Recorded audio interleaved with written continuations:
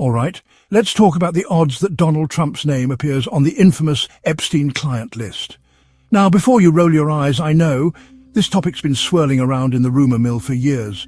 But let's break down the actual math here, because while predicting something is tricky, history and context can tip the scales.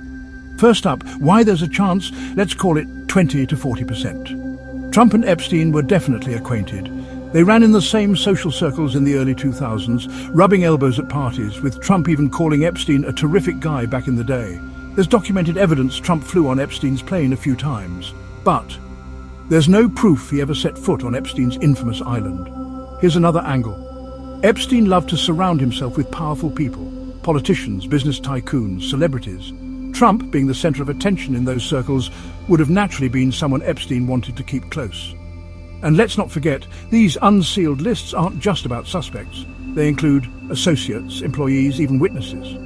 So, Trump's name could appear in a completely neutral context, like a business contact or social acquaintance. All right, now for the other side of the coin, why it's actually likely, say, 60 to 80% that Trump's name appears on the real client list. First, Trump is not exempt from criminal activities himself. No matter your politics, he's at least guilty of lying on his New York taxes, and guilty of lying about and trying to cover up his affair with Stormy Daniels. His conduct with E. Jean Carroll, as well as past comments, some public and rumoured, do point to Trump's willingness to engage in inappropriate behaviour. Nonetheless, no matter comments and accusations from women in the past, or actions many might find questionable, there is no explicit sign of a close partnership between Trump and Epstein. If there were smoking gun evidence available, it would have been splashed across headlines long ago.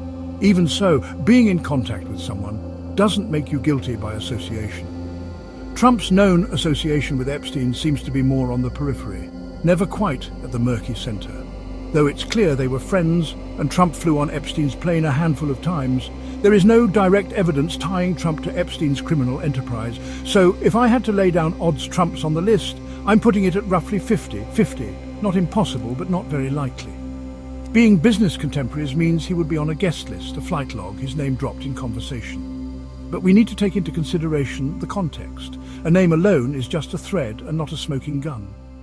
Though the odds may be split down the middle, essentially making it a coin toss of him being on the list.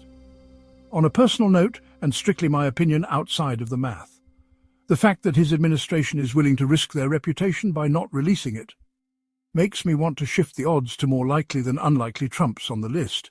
So the next time you see those headlines in the news or social media, remember, math isn't magic, it's everywhere.